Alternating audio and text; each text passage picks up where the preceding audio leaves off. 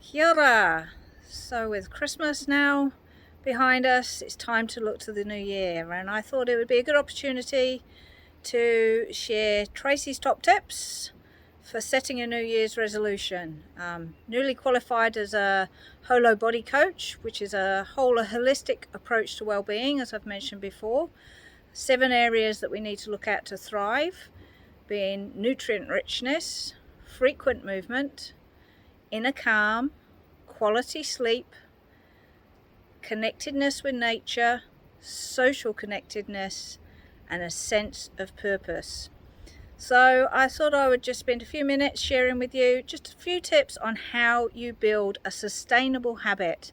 Not going for a grandiose, I'm going to sign up for a gym membership, nothing major. Make small, lastable changes that are just small things, and the easiest way to do that is build a habit by attaching it to something you already do every single day. Let's try and keep it simple. So, yes, I did say lastable changes. That's my phrase. I'm going with it. I'm using it. So, when it comes to nutrient richness, what could be a small lastable change?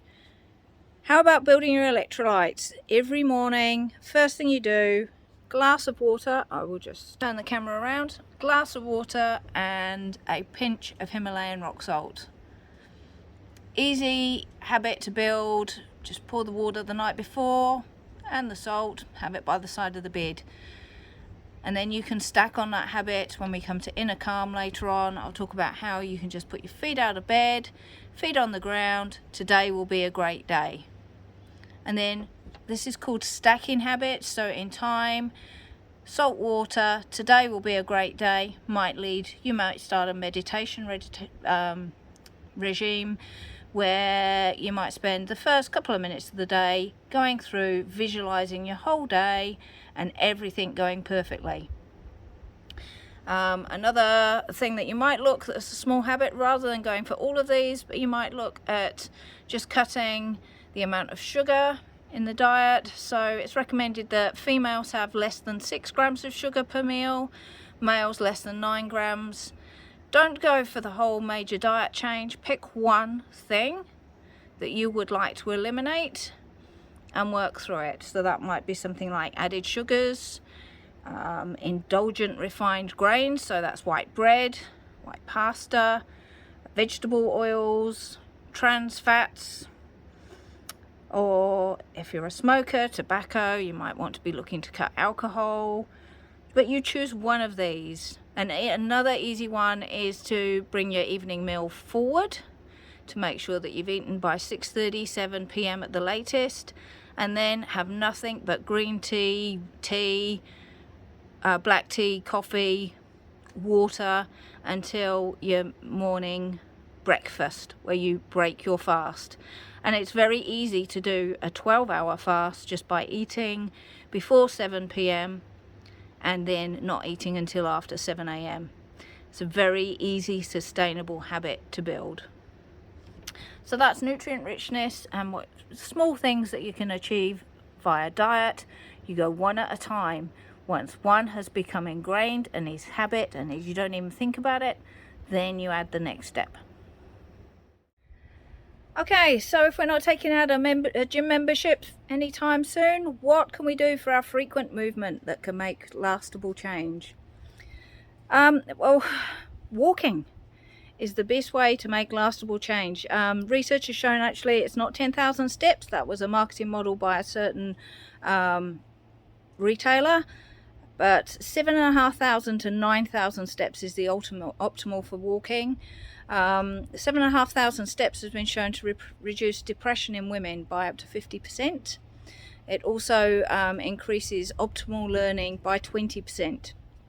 So walking, how could you get in 7,500 steps? A 10-minute walk after breakfast, 10-minute walk after lunch, 10-minute walk after dinner. Personally, I've got my swimming, so I mix up. If the days that I don't swim, I go out for a walk, and I'm lucky enough to walk along the local beach. But walking is a good start. Frequent movement, if you've got a sedentary job, try each time you go boil the kettle, waiting for something to heat up in the microwave, do some squats. do some push-ups against the bench top, do a plank. Build habits attached to something that is already a habit. So putting on the kettle is already part of your daily routine. If you add 10 squats whilst that kettle's boiling and 10 push-ups, there you've got an instant routine that is sustainable. Okay, so we've discussed nutrient richness and frequent movement, and I touched on inner calm. So how to establish a sense of inner calm by setting ourselves up each day. Our frequent movement and a nutrient richness will contribute to those. But each morning as your feet touch the ground, set your day up. This will be a great day. Write on the bathroom mirror so that every time you brush your teeth you can look into your eyes and see the words, I am enough. Use a lipstick. It's an easy enough thing to do. Just tell yourself you are enough.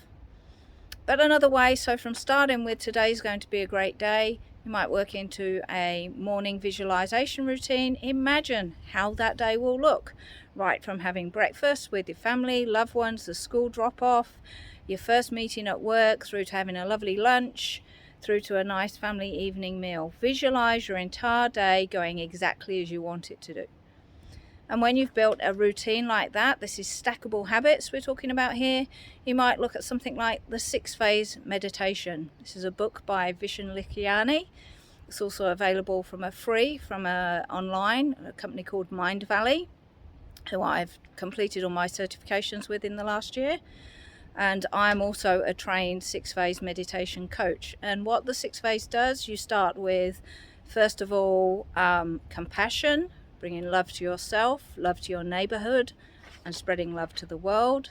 And then you go through gratitude, giving gratitude for your body, your job, your employment, and all the things you have in life. And then another phase on forgiveness. And then you start future pacing and looking forward into how you'd like your life to look in 3 years' time. And then a section on planning your day, like we just said, on planning, seeing your day going smoothly and all the outcomes that you wish to have. And finally ending with a blessing, which isn't necessarily a prayer, a Christian, Muslim, it's a spiritual thing of whatever your faith tends to or beliefs lead to. It can be your higher self just doing good today, that you will do the best that you can do today. So that's the way we can look at inner calm. So then my tips for sleep. So for sleep, we're looking at creating an evening routine. 1 hour before you go to bed, turn off, if you really are struggling with sleep, turn off all your blue light devices. No TV, no phones, take a book, just start quietening the mind, switching off those blue light devices. There's different breathing techniques. There's also hypnotherapy techniques as well for those people that really do struggle with sleep. But the one sustainable first option is to reduce the blue light. Set a time every night, right, phones away, TV off. That's the beginning of our go to bed protocol.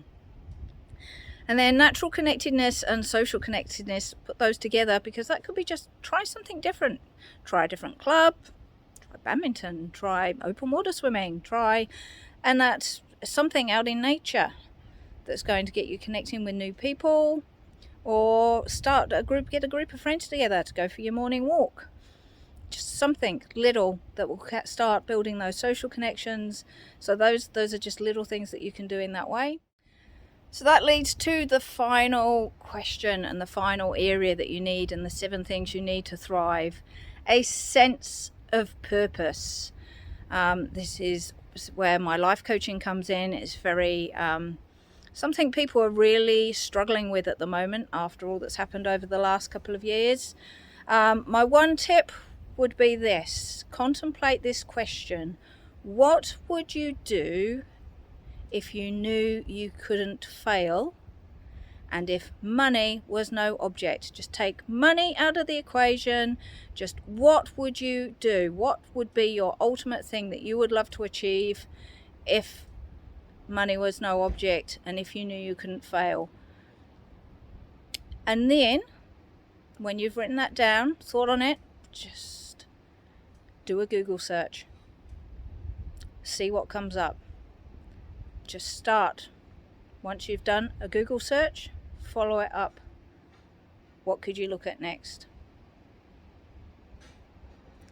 And if you're really, really stuck, think back to the things you loved to do when you were a child, particularly around the age of 7 or between the ages of 7 and 14.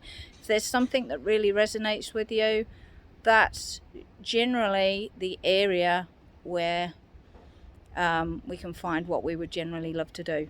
For those of you who may have noticed in the background, I can guarantee you between the ages of 7 and 14, all I ever wanted to do was live by the sea. It's been a very circuitous route that we've got here. I now live 12,000 miles away from where I was when I was 7 to 14, but here in New Zealand by the sea. And doing things like this, helping other people, that's my sense of purpose. So Happy New Year to everyone, and like and subscribe if you'd like to see more of what's coming up in the new year as I add more to my coaching practice through, I'm still in the middle of my hypnotherapy course, so I will be still swim coaching, but life coaching, hypnotherapy and holistic well-being through all of the 7 things that we've just described. That's me, Tracey Messenger Coach. Happy New Year to all.